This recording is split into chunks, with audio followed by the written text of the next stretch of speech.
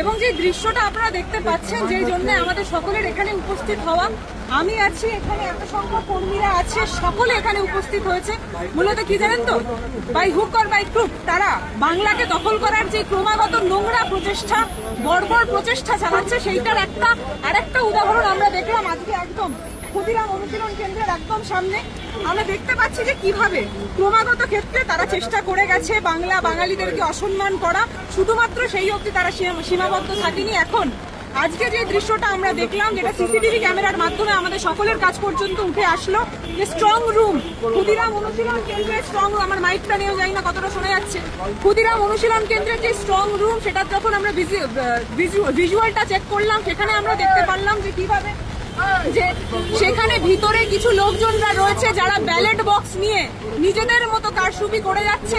সেটা নিয়ে যখন প্রশ্ন করা হলো, যখন এখানে শশী পাজা, কুণাল ঘোষ, এখানে যে ভিড়টা আমরা দেখতে পাচ্ছি শশী পাজা, কুণাল ঘোষের সাথে এখানে অগণিত কর্মীরা উপস্থিত হয়েছেন, এবং সকলের কণ্ঠস্বরে একটাই প্রশ্ন, যে সেইখানে যে দৃশ্যটা আমরা দেখতে পারলাম সেটার প্রপার এক্সপ্লেনেশন কেন আমরা কেউ পাচ্ছি না। সেখানে বিজেপি এবং ইলেকশন কমিশনের লোকজনরা উপস্থিত থেকে তার পরবর্তীতে ব্যালট বক্সে যে কারচুপি করার চেষ্টা করছে, এইভাবে বাংলা দখল করা যায় না।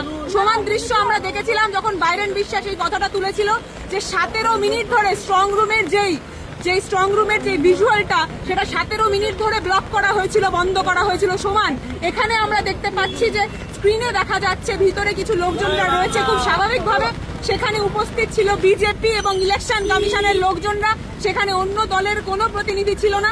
যখন শশী পাজা, কুণাল ঘোষরা এসে প্রশ্নটা তুলল, তখন সেখানে আমরা এই দৃশ্য দেখতে পাচ্ছি যে তারা যখন বলছে যে একটু আমাদের এক্সপ্লেনেশনটা চাই, যে ভিতরে কি হচ্ছে, ব্যালট বক্সটা কোথাকার, কি গোটা প্রক্রিয়া চালাচ্ছে, তখন সেটার উত্তর দেওয়া তারা প্রয়োজন বোধ করেনি।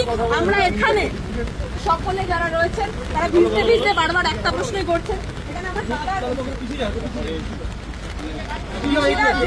আমরা দেখলাম অনেকক্ষণ ধরে আছো, ঠিক আছে, কি ঠিক হয়েছে তুমি যদি একটু বলে দাও। লাইভ করা যাচ্ছে না কিন্তু ভিডিওটা।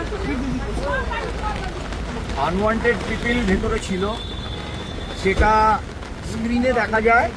স্ক্রিনে দেখা যাওয়ার পরে আমাদের দুই প্রার্থী কুণাল ঘোষ দাদা আর শশী পাজা দুজনেই এখানে আসেন।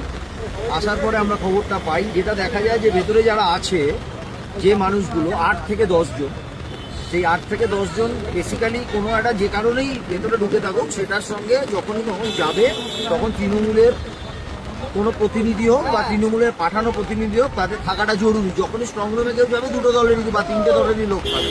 এখানে এরকম কিছু না জানিয়ে এই ঘটনাটা ঘটছিল বলে ছুটে আসা হয়।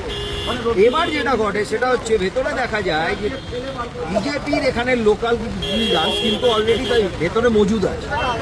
এইটা থেকেই এখানে ধর্নায় কুণালদা আর সুচিদি বসেন, যতক্ষণ না ইসিআইয়ের সঙ্গে তাদের কথা। ইসিআইয়ের সঙ্গে এক্স্যাক্টলি কী কথা হয়েছে জানি না, কিন্তু এখানে বিজেপি লোকজনের যে অ্যাটিটিউডটা দেখা গেল, ইসিআইয়ের সঙ্গে যে ব্যাপারটা বোঝা যাচ্ছে, এটা যেন ওদের পার্টি অফিস, ওদের জন্য দরজা খোলা, এজেন্ট হওয়ার দরকার নেই, ডাইরেক্টলি ভেতরে ঢুকে যাচ্ছে।